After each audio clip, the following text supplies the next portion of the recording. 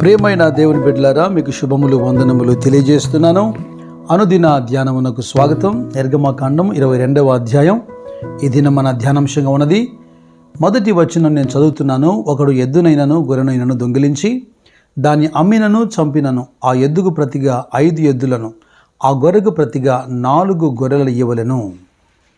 ఒక గొర్రెను చంపినను లేదా దొంగతనం చేస్తే కూడా ఆ గొర్రెకు ప్రతిగా 4 గొర్రెలు తిరిగి ఇవ్వాలని ఇక్కడ ఆజ్ఞాపించబడుతుంది. నాకు వెంటనే లూకా సువార్త 19వ అధ్యాయంలో ఒక సన్నివేశం జ్ఞాపకం వస్తుంది. అదేంటంటే, ఎరికో పట్టణములో ప్రవేశించి దాని గుండా యేసుక్రీస్తు ప్రభు వెళ్తున్నప్పుడు సుంకపు గూతదారుడైనటువంటి ధనవంతుడైన జక్కయ్య అనే ఒక పేరు గల వ్యక్తి మనకు కనబడతాడు. అయితే యేసు గొప్పతనాన్ని విని ఆ యేసును చూడాలని ఆశ కలిగి పొట్టివాడైనందున, మరి జనులు గుంపులుగా ఉన్నందున చూడలేక అతడు పరిగెత్తుకుని వెళ్ళి ఆ త్రోవలో యేసు వస్తూ ఉండగా ఒక మేడి చెట్టు ఎక్కటం. అయితే ఎంత ఆశ్చర్యం అంటే, ఈ సంగతి ఎవరికి తెలియకపోయినా యేసుక్రీస్తు ప్రభు ఆ చోటికి రాగానే కనులెత్తి చూచి, జక్కయ్య త్వరగా దిగుము, నేను నీ ఇంట ఉండవలసి ఉన్నదని అతనితో చెప్పి అతనితో జక్కయ్య ఇంటికి వెళ్ళటం, అతని ఇంట బస చేయడం మనం చూస్తాం. అందరూ దీన్ని చూసి ఆశ్చర్యపోయారు. పాపులతో కలిసి భోజనం చేస్తున్నాడని పరిహాసం చేశారు. కానీ ఆ రోజున జక్కయ్య ఇంటికి రక్షణ రావటం, నశించిన దాన్ని వెదికి రక్షించుటకు మనుష్య కుమారుడు వచ్చునని అతనితో చెప్పటం, ఈ సంగతి అంతా మనకు బాగా తెలుసు. అయితే ఇక్కడ జక్కయ్య మాట్లాడుతున్న ఒక మాట నేను మీకు జ్ఞాపకం చేస్తాను. లూకా సువార్త 19వ అధ్యాయం 8వ వచనంలో, జక్కయ్య నిలవబడి, ఇదిగో ప్రభువా, నా ఆస్తిలో సగము బీదలకు ఇచ్చుచున్నాను. నేను ఎవని యొద్దైనను అన్యాయముగా దేన్నైనా తీసుకుని ఎడలా అతనికి 4 అంతలు మరలా చెల్లించునని ప్రభువుతో చెప్పాను. ఇలాగ చేయమని ప్రభు ఏం చెప్పలేదు, ఆజ్ఞాపించలేదు. అతని ఇంట బస చేశాడు. ఆ సమయంలో జక్కయ్యలో కలిగినటువంటి రిపెంటెన్స్, పశ్చాత్తాపం, అన్యాయంగా సంపాదించింది వెనక్కి చేస్తున్నాడు, సగం ఆస్తి బీదలకు పంచిపెడుతున్నాడు. ఎవరి దగ్గరైనా ఈ విధంగా అన్యాయంగా తీసుకుంటే వాళ్ళకి 4 రెట్లు, ఇది ధర్మశాస్త్ర పద్ధతిలో జక్కయ్య చెల్లిస్తున్నాడు. అయితే పాపం పట్ల మనకు భయం కలుగునట్లుగా నేను మరొక ఉదాహరణని జ్ఞాపకం చేస్తాను. ఒక అంశాన్ని బైబిల్లో మనం చదివినా, అందులో నుంచి నేర్చుకుంటున్నా, అందులోని క్యారెక్టర్స్ని మనం టార్గెట్ చేయకుండా మనకు బుద్ధి కలిగినట్లుగా, భయం కలిగినట్లుగా అందులో నుంచి మనం పాఠం నేర్చుకునే మనసుతోని మనం వాక్యాన్ని ధ్యానం చేయాలి. చూడండి, సమూయేలు 2వ గ్రంథంలో 12వ అధ్యాయంలో దావీదు యొద్దకు నాతాను ప్రవక్త వచ్చినప్పుడు ఆ నాతాను ప్రవక్త దావీదుకి ఒక స్టోరీ చెబుతాడు. ఏంటంటే, ఐశ్వర్యవంతుడు ఒకడున్నాడు, దరిద్రుడు కూడా ఒకడున్నాడు.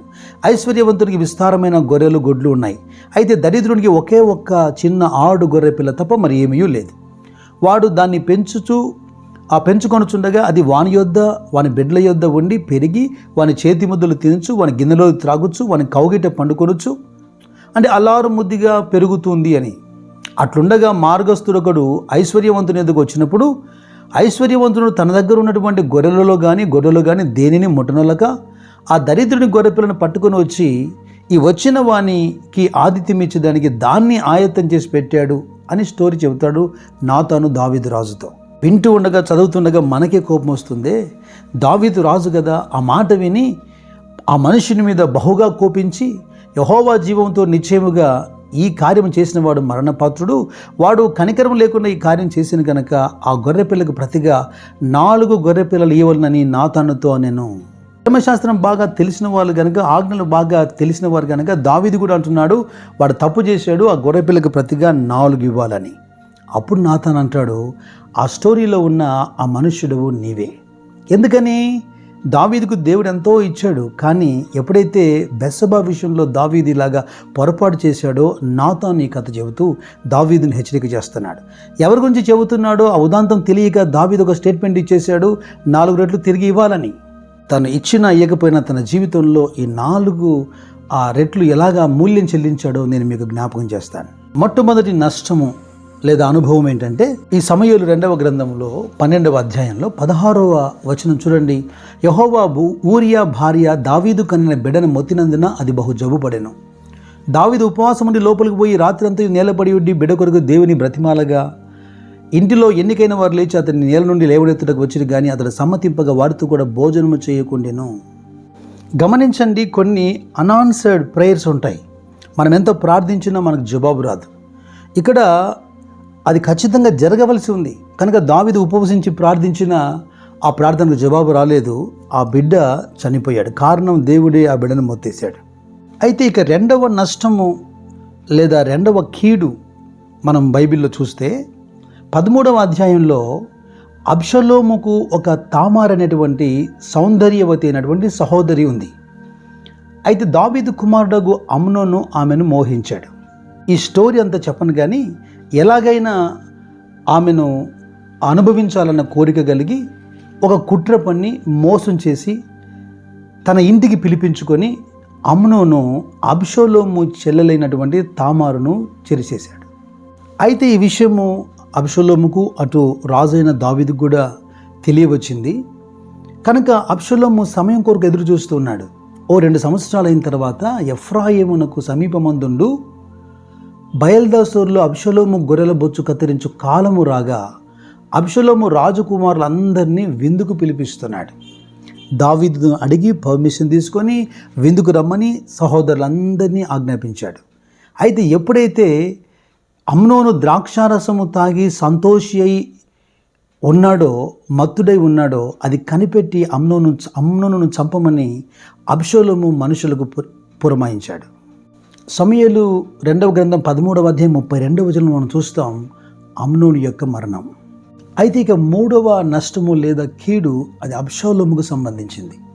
సమూయేలు 2వ గ్రంథం 18వ అధ్యాయంలో మనం చూస్తాం అబ్షలోము తన తండ్రి అయిన దావీదు మీదని తిరగబడి ఎంత గొప్ప అవమానాన్ని కలిగించాడంటే, దావీదు ఉపపత్నులను కూడి అంటే దావీదు మీద తనకు అసహ్యం ఉందని, వ్యతిరేకం ఉందని ఆ ప్రజలకు తెలియజెప్పేందుకు, ప్రజలందరూ తన పక్షమును చేర్చుకునేందుకు యవనుల దుర్మార్గపు ఆలోచనలు విని సమూయేలు 2వ గ్రంథం 16వ అధ్యాయము 22వ వచనం మనం చూస్తాం. ఇది దావీదునకు తీవ్రమైనటువంటి మనసు కష్టం. ఇక ఇది చాలదన్నట్టుగా అబ్షలోము దావీదు మీదకే యుద్ధానికి బయలుదేరాడు.